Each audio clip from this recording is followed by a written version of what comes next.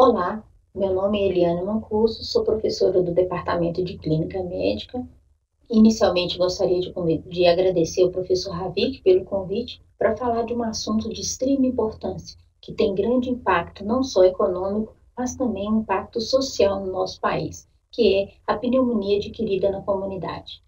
A nossa agenda Na nossa agenda, nós vamos falar então sobre o conceito da pneumonia, epidemiologia e impacto, etiologia, diagnóstico, tratamento, prevenção e as mensagens finais. Qual que é o conceito de pneumonia adquirida na comunidade? É uma doença inflamatória aguda que acomete as vias aéreas terminais e o parênquima pulmonar. A pneumonia é considerada quando ocorre fora do ambiente hospitalar ou se manifesta em até 48 horas após a internação. É importante ressaltar aqui que pacientes que estão em asilos, que estão e também fazem hemodiálise, estão fora desse conceito. Nos Estados Unidos, no ano de 2016, pneumonia foi responsável por 550 mil admissões. No Brasil, no ano de 2015, a pneumonia foi responsável por 605 mil admissões hospitalares. Também, mortalidade associada de 12%, podendo chegar a 50% em pacientes mais graves. A incidência é maior em homens e nos extremos de idade, aqueles menores de 5 anos e maiores de 60 anos, e principalmente ocorre entre o outono e o inverno. Lembrar, só mais uma vez, esse gráfico mostrando então no período de 2003 a 2007, que a pneumonia ocorre, então, como a gente colocou lá anteriormente, naqueles pacientes abaixo de 5 anos e acima de 65 anos. Por isso, depois nós vamos falar em relação à prevenção dessa doença. Além disso, a mortalidade por pneumonia, ela ocorreu em 95% dos pacientes que morreram tinham acima de 60 anos, mais uma vez enfocando a mortalidade nos extremos de idade. Além disso, aqui nós temos um gráfico que dá para acompanhar o número de internações hospitalares de 2008 a 2015. E aqui vocês podem ver que houve uma pequena redução em relação à quantidade de internações, mas ainda a pneumonia é responsável por um número alto de internações hospitalares. Vocês veem que em 2015 a pneumonia foi responsável por 605 mil internações hospitalares. E aí, em relação à patogênese, nós sabemos que a pneumonia, que o pulmão não é um órgão estéril. Então, nós temos o microbioma pulmonar. E para que aconteça uma infecção, é importante que haja um desequilíbrio entre os fatores protetores, os pneumócitos alveolares, os macrófagos, o microbioma e os agressores. Quando a gente tem um desequilíbrio entre os fatores de proteção e os fatores de agressão, nós vamos ter infecção. Lembrando que os principais agentes ou os principais fatores que ocasionam a infecção são microaspiração de organismos, principalmente pela via aérea, disseminação hematogênica de um foco distante e microaspiração. Então, vocês veem que são os principais mecanismos responsáveis pela infecção. Lembrando ainda que, dependendo do local onde ocorre a pneumonia, se ocorre em pacientes ambulatoriais, internados ou pacientes internados em terapia intensiva, nós veremos que os germes responsáveis são diferentes, um pouco diferentes. Lembrando que o Streptococcus pneumoniae, ele aparece em primeiro lugar, tanto em pacientes ambulatoriais, quanto em pacientes internados e em pacientes com pneumonia adquirida grave. Ainda, Mycoplasma pneumoniae, influenza e clamídia são os principais germes na pneumonia ambulatorial. O estrepto, micoplasma e clamídia também são os principais em pacientes internados. Lembrando aqui que nos pacientes internados a gente tem que sempre não esquecer da legionela, que é um germe muito prevalente. E também a legionela é muito prevalente na pneumonia grave. Além disso, não esquecermos do Haemophilus influenza, dos bastonites gram-negativos e do Staphylo aureus. Quais são os principais fatores de risco associados, então, à pneumonia adquirida na comunidade? Primeiro, alteração do nível de consciência, tabagismo, alcoolismo, doenças crônicas, sejam essas doenças pulmonares ou extrapulmonares, mas sempre que estamos diante de pacientes com comorbidades, a chance desse paciente ter, ou o risco desse paciente evoluir com a pneumonia adquirida na comunidade é maior do que quando estamos diante de pacientes jovens, sem comorbidades, uso de imunossupressores e nos extremos de idade. Extremos de idade a gente já exemplificou anteriormente. Ainda nós podemos falar de fatores de risco específicos para determinados germes. Então, quais são os principais fatores de risco associados a bastonetes gram-negativos, por exemplo, pseudomonas? Pacientes residentes em asilos, pacientes que têm doença cardiopulmonar crônica associada, pacientes que têm múltiplas doenças associadas, pacientes que usaram antibiótico recentemente, principalmente nas últimas 4 a 8 semanas, e especificamente para pseudomonas aeruginosa, paciente que tem doença pulmonar estrutural, como bronquiectasia, pacientes que usaram corticoide por tempo prolongado e mais de 10 mg por quilo, por mais de 10 mg por dia, uso de antibiótico de largo espectro por mais de 7 dias no último mês e desnutrição. Além disso, hoje nós temos um acrônimo que chama PES, que são os fatores de risco. A gente consegue fazer um score para fatores de risco para pseudomonas, enterobactérias e estafilococos. Então, pacientes que têm 65 anos ou mais de idade ganham 2 pontos. Sexo masculino, 1 ponto. Se usou antibiótico previamente, 2 pontos. Ser portador de doença respiratória crônica, 2 pontos. Portador de um paciente com história de doença renal, 3 pontos. Alteração do estado mental, 2 pontos. Febre, na avaliação, 1 ponto. Então, se o paciente tem menor ou igual a 1 ponto nesse score total, o risco dele ter uma infecção por pseudomonas, enterobactérias ou estafo é leve. Se teve de 2 a 4 pontos, moderado, e alto risco para aqueles pacientes que têm maior ou igual a 5 pontos. Lembrar que diante de uma população com mais de 65 anos, não é difícil a gente conseguir 5 pontos nesse score. Qual que é o quadro clínico dos pacientes? Então, como que os pacientes com pneumonia adquirida na comunidade se apresentam? Principalmente com tosse, produção de escarro, dispneia e febre. Ao exame físico, geralmente, nós vamos observar uma frequência respiratória maior de 24 incursões respiratórias por minuto. Ao exame físico, também podemos auscultar crepitações ou redução ou abolição do som respiratório, principalmente nas regiões infraescapulares, que isso pode corresponder a derrame pleural. E aí, nós temos que ter atenção para os extremos de idade, tanto idosos como crianças, em que a manifestação pode ser diferente e se apresentar como confusão mental, delírio, queda do estado geral, alteração da capacidade funcional ou simplesmente por piora de uma doença pré-existente.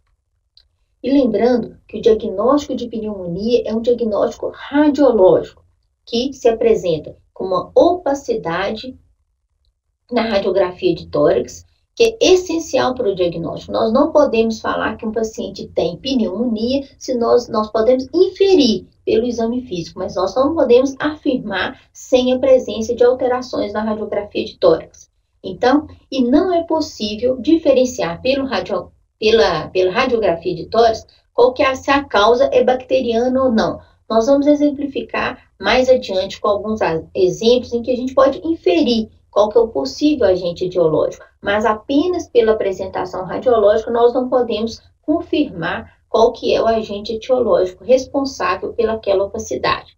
Lembrando ainda que metade dos casos diagnosticados com pneumonia em nosso meio não existem. Muitas vezes o paciente chega para a gente falando que ele teve um princípio de pneumonia. Então, não existe princípio de pneumonia. Ou o paciente teve um quadro clínico condizente com pneumonia e na radiografia de tórax você observou uma opacidade, ou o paciente teve uma infecção de via aérea alta que se apresentou como tosse, escarro amarelado, febre. Mas lembrando então que para o diagnóstico de pneumonia nós temos que ter uma alteração na radiografia de tórax. Então, em paciente com forte suspeita clínica, radiografia inicial normal, sugere-se repetir o exame dentro de 24 a 48 horas ou realizar um exame mais específico para o tórax, que é a tomografia de tórax. Aqui nós vemos uma imagem radiológica do lado esquerdo, uma opacidade paracardíaca.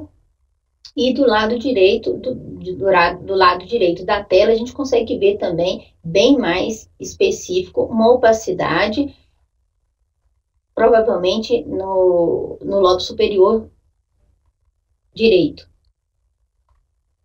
Aqui, do lado esquerdo da tela, vocês podem ver, lembrando aqui mais uma vez que, idealmente, toda vez que a gente for fazer uma radiografia de tórax, para a gente fazer a radiografia tanto em PA quanto em perfil, porque algumas imagens podem não estar tão bem definidas no PA e a gente vai poder ver essa imagem mais detalhadamente no perfil. Lembrando aqui, então, esse paciente com uma opacidade no lobo médio, provavelmente no segmento lateral do lobo médio, e a gente pode ver no perfil a correspondência dessa opacidade.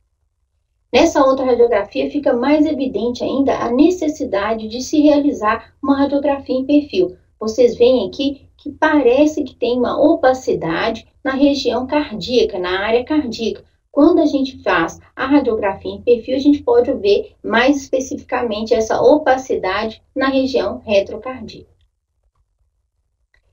Então, a radiografia, ela é importante, mas ela é insuficiente para o diagnóstico etiológico. E aí nós vamos falar um pouquinho de quais as alterações que podem ser vistas na radiografia de tórax, que podem nos auxiliar com o diagnóstico etiológico. Então, por exemplo, se eu tenho alterações no segmento apical ou posterior dos lobos superiores, com presença ou não de cavitação, nós podemos inferir ou não podemos deixar de pensar que esse paciente pode ter uma tuberculose. Consolidações múltiplas com pneumatocele e derrame pleural, a etiologia pode ser estafilocócica. Consolidações cavitárias em segmentos gravitacionais dependentes podem estar associados a anaeróbios. Infiltrados intersticiais em terços inferiores bilateralmente pode estar associado a micoplasma. E alterações atípicas, lembrando que pacientes que têm enfisemas graves, você pode não ter uma opacidade típica de uma pneumonia, porque em regiões onde você tem enfisema grave, provavelmente essas regiões não vão ser consolidadas. Pacientes com bronquiectasias, pacientes que estão muito desidratados, podem inicialmente não apresentar nenhuma alteração radiológica. Por isso, como eu falei anteriormente, se você suspeita que o paciente pode ter uma pneumonia e que nas primeiras 24 horas não apareceram alterações radiológicas, você pode repetir essa radiografia em 24, 48 horas. Outros exames que são necessários para a gente avaliar esse paciente na unidade básica de saúde. Hemograma, esses pacientes podem apresentar leucopenia, quando o global de leucócitos está abaixo de 4.000, ou plaquetopenia. Lembrando que leucopenia ou plaquetopenia são sinais de gravidade, então nós temos que estar atentos a essas alterações. Além disso, ureia acima de 50 também, miligramas por decilitro, também é um sinal de gravidade. E se nós temos uma gasometria com hipoxemia, também é sinal de gravidade. Lembrando que nós só vamos realizar a gasometria se o paciente tiver com uma saturação de oxigênio em ar ambiente menor do que 92%. Além disso, quando nós devemos realizar hemoculturas? As hemoculturas são positivas em uma quantidade muito pequena, geralmente em torno de 5 a 14% dos pacientes com pneumonia adquirida internados. Então, devido ao baixo rendimento, as hemoculturas vão ficar reservadas apenas para aqueles pacientes que têm pneumonia adquirida na comunidade e são considerados graves e geralmente estão internados em unidade de terapia intensiva. SCAR. SCAR é indicado para casos de falência ao tratamento, nas pneumonias adquiridas graves, em pacientes com doença pulmonar com distorção da arquitetura e suspeita de infecção por fungo ou micobactérias.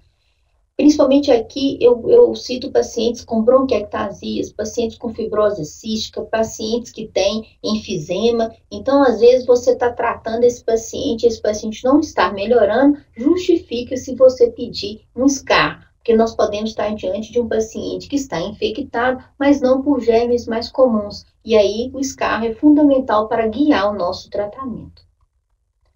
Além disso, antígeno urinário, quando a suspeita de legionela, PCR, que é uma proteína de fase aguda sintetizada pelo fígado, durante os processos inflamatórios e infecciosos. A PCR ela é interessante para você acompanhar aquele paciente que está internado, para você avaliar se esse paciente está evoluindo com uma resposta ao tratamento. A PCR, como dado isolado, ela tem pouco valor preditivo, então é mais utilizada no acompanhamento do tratamento, e queda de seus níveis maior do que 50% do valor inicial geralmente ocorre a partir do 3º ou 4º dia. Então pode nos auxiliar no tratamento desses pacientes. Então, quando nós vamos admitir o paciente, é muito importante na avaliação inicial do paciente, é fundamental que o médico que esteja avaliando esse paciente na unidade básica de saúde saiba reconhecer quais pacientes que vão ser tratados ambulatoriais, quais ele vai encaminhar para a unidade para uma internação hospitalar e ainda aqueles que devem ser encaminhados direto para a terapia intensiva. Então, hoje, existem diversos scores que avaliam a mortalidade e, dessa forma, são utilizados para estratificar aonde nós vamos internar esse paciente. Dentre eles, o mais utilizado é o CRB-65. Anteriormente a ele, nós tínhamos o CURB-65, que utilizava a ureia na estratificação do score. Hoje, a ureia foi retirada e ficou o CRB-65. Então, como que esse score é utilizado? Então, o C refere-se à confusão mental, o F, a frequência respiratória acima de 30, o B, em relação à pressão arterial, se a pressão arterial sistólica está menor do que 90 ou a diastólica menor do que 60 e a idade acima de 65 anos. Então, para aqueles pacientes em que esse score for 0, nos estudos mostraram que o risco de mortalidade para esses pacientes é em torno de 1,2%. Então, esse paciente, pelo risco de mortalidade muito baixo, ele pode ser tratado na unidade básica de saúde, ele pode ser tratado ambulatorialmente. É claro que o CRB-65 não é o único score que nós vamos utilizar. Nós vamos avaliar outros fatores relacionados ao paciente, a sua situação social, que eu vou falar mais adiante. Mas, em relação unicamente ao risco e à gravidade daquele paciente, um paciente que tem um score de 0, ele provavelmente será tratado do ponto de vista de risco ambulatorialmente. Aquele paciente que tem um score entre 1 e 2, a mortalidade dele é em torno de 8%. Então, esse paciente deverá ser encaminhado para tratamento em regime hospitalar. E aquele paciente cujo score está entre 3 ou 4, geralmente são pacientes de gravidade maior e deverão ser encaminhados para a unidade de terapia intensiva o mais rápido possível. E ainda, quais são os outros fatores que eu vou avaliar daqueles pacientes para poder verificar se nós vamos tratar esse paciente do ponto de vista ambulatorial ou internado? Primeiro, então, avaliar se esse paciente tem alguma doença associada. Nós vimos lá atrás que as comorbidades estão associadas com um risco maior. Além disso, como eu disse anteriormente, o score de risco desse paciente. Outra, avaliar o grau de oxigenação. Se a saturação está menor do que 90%, esse paciente deverá ser encaminhado para internação, mesmo que o CRB dele seja 0. Radiografia de tórax. Na radiografia de tórax, nós vamos avaliar a extensão do acometimento. Geralmente, derrame pleural, suspeita de empiema, esses pacientes a gente tem que avaliar com mais cuidado.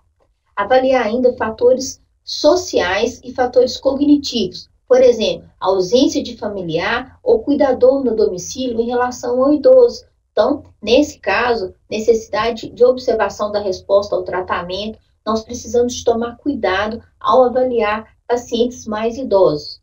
Avaliar fatores econômicos, por exemplo, acesso ao medicamento. É importante, quando a gente está na unidade básica de saúde, tentar prescrever antibióticos que são liberados dentro da unidade básica de saúde. Se no nosso entendimento não tiver aquele antibiótico, a gente tem que perguntar para a família se a família é capaz de comprar.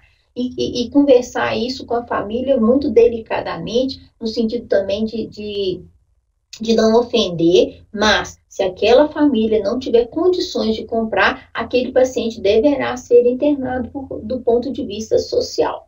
E ainda vai avaliar a aceitação oral da medicação e, diante disso tudo, fazer um julgamento clínico, que às vezes um dado só é suficiente para você, mesmo que o paciente tenha condições de ser tratado ambulatorialmente, mas se ele não tiver, por exemplo, uma pessoa para ofertar para ele aquele medicamento ou uma necessidade, ele não ter condições de comprar aquele medicamento, mesmo que ele não tenha outros fatores, aquele paciente não deverá ser tratado ambulatorialmente. Agora, quais são os critérios, então, de definição da pneumonia adquirida na comunidade grave?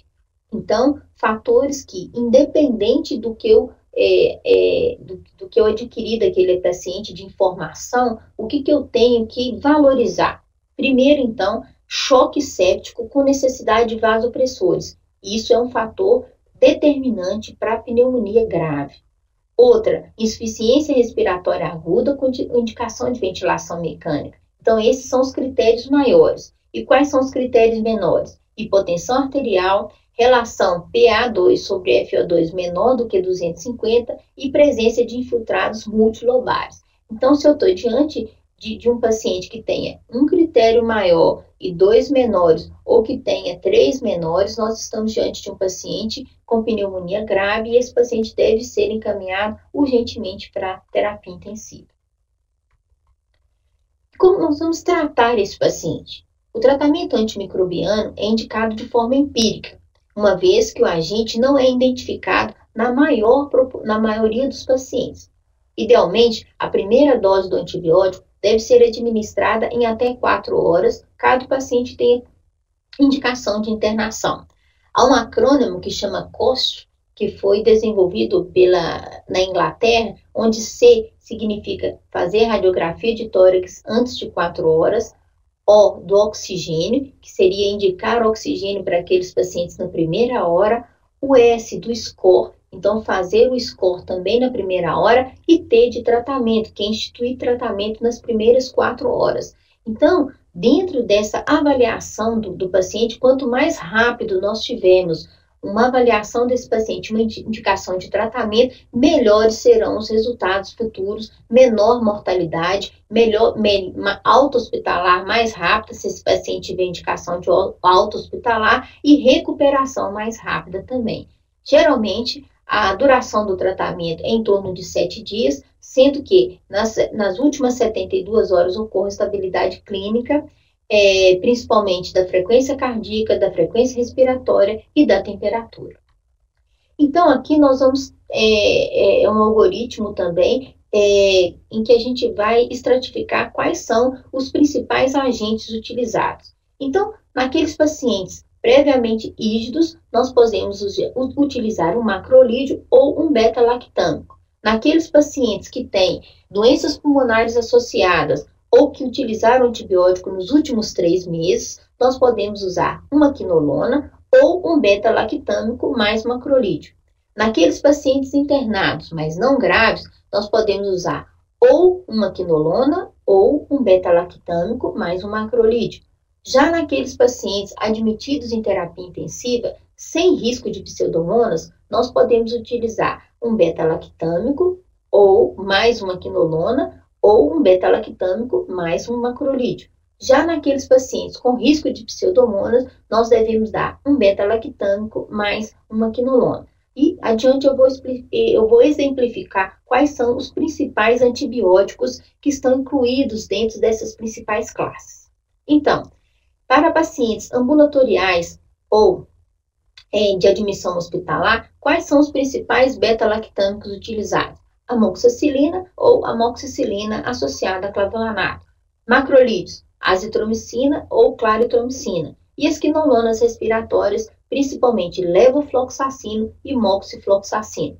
Já em pacientes com risco de pseudomonas, os principais antibióticos utilizados são piperacilina associada a tazobactam, cefepime, meropenem, levo ou moxifloxacino. E além o moxifloxacino desconfigurou aqui e, na verdade, a principal quinolona respiratória utilizada para tratamento de pseudomonas é o ciprofloxacino.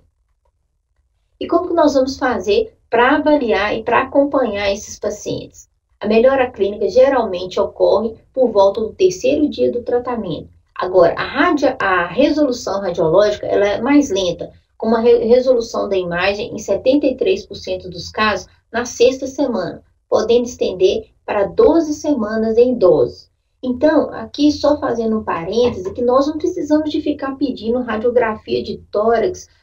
O paciente começou o tratamento hoje, daqui 3 dias faz a radiografia, daqui 1 semana faz a radiografia. Você só fará radiografia de tórax nos pacientes que não estiverem melhorando ou que estiverem piorando. Naqueles pacientes em que, após 72 horas, ocorreu melhora da tosse, melhora da febre, o paciente melhorou a frequência respiratória, não há necessidade de fazer radiografia semanalmente. Você vai ainda exclusivamente pedir radiografia após 6 a 12 semanas em pacientes tabagistas maiores de 50 anos. Quais são os critérios naqueles pacientes em que nós indicamos internação hospitalar? Quais são os critérios para alta? Então, alta e conversão do antibiótico para via oral, antes de dar alta, você deve converter o antibiótico para via oral 24 horas antes da alta hospitalar. E aí, quais são os critérios? Se o paciente estiver afebril, se a frequência cardíaca estiver abaixo de 100, uma frequência respiratória abaixo de 24, uma PA acima de 90/60, se o paciente estiver com a via oral presente e nenhuma anormalidade, nenhum sinal de descompensação das doenças que aquele paciente, se por acaso, tiver. E, além disso,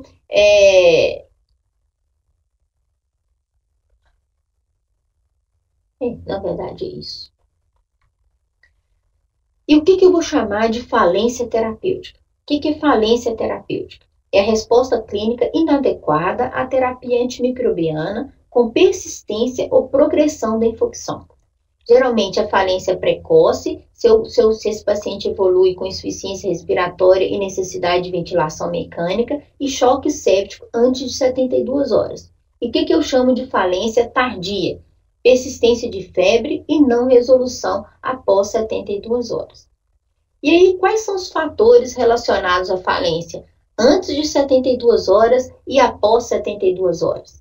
Antes de 72 horas, gravidade da apresentação da doença, microaspiração não tratada, patógenos incomuns, por exemplo, micobactéria, vírus, nocárdia, fungo, resistência antimicrobiana, complicação infecciosa pulmonar, por exemplo, se esse paciente evolui com empiema, com derrame parapneumônico, se esse paciente evolui com uma infecção à distância, né, como, por exemplo, endocardite, meningite, artrite, se a causa não é infecciosa, se o diagnóstico está incorreto, por exemplo, aquele paciente se apresentou com uma imagem na radiografia de tórax, teve febre, dor torácica, mas o diagnóstico, por exemplo, era de um infarto pulmonar. Então, aquele paciente, nós podemos esperar que ele, em 72 horas, não melhore. Então, é importante que a gente esteja atento também para os diagnósticos diferenciais.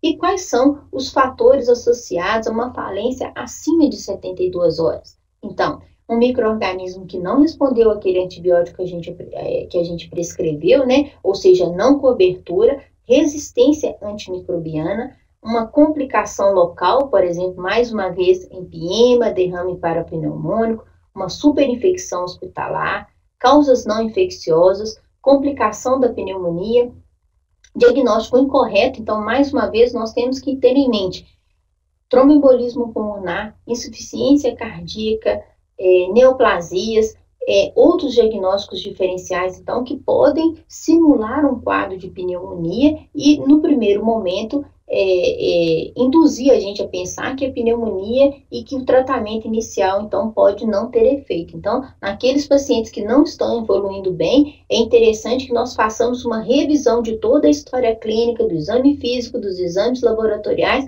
e que façamos os principais diagnósticos diferenciais que podem se apresentar como um quadro de pneumonia. Além disso, febre relacionada ao antibiótico. E aí, terminando a nossa apresentação, a pneumonia, ela pode ser prevenida, ou pelo menos as suas formas graves. Então, naqueles pacientes antes de 6 meses de idade e acima de 60 anos, que não têm comorbidades, influenza anual. A partir de 65 anos, naqueles pacientes sem comorbidades, é interessante que esses pacientes recebam uma dose da pneumo 13 e uma dose da pneumo 23. Depois eu vou explicar como que é feito o esquema da pneumo 13 e da pneumo 23. E nos imunocomprometidos e portadores de doenças crônicas, nós teremos outros esquemas de vacinação. Só mostrando aqui como que é feito, então, o esquema da pneumo 13 e da pneumo 23. Então, inicialmente, se o paciente for vacinado com a pneumo 13 no primeiro quadrinho, após 2 a 6 meses, idealmente 6 meses, nós vamos vacinar para a pneumo 23. E aí, depois de 5 anos, esse paciente vai ser revacinado para a pneumo 23. Agora, se o paciente recebeu primeiramente a pneumo 23, ele vai receber a pneumo 13 um ano após a pneumo 13. Um ano após a pneumo 23. E aí, após 5 anos da primeira dose da pneumo 23, ele vai receber uma segunda dose da pneumo 23. E se o paciente já tiver recebido 2 doses da pneumo 23 e a segunda dose foi após os 65 anos, ele vai finalizar com a pneumo 23.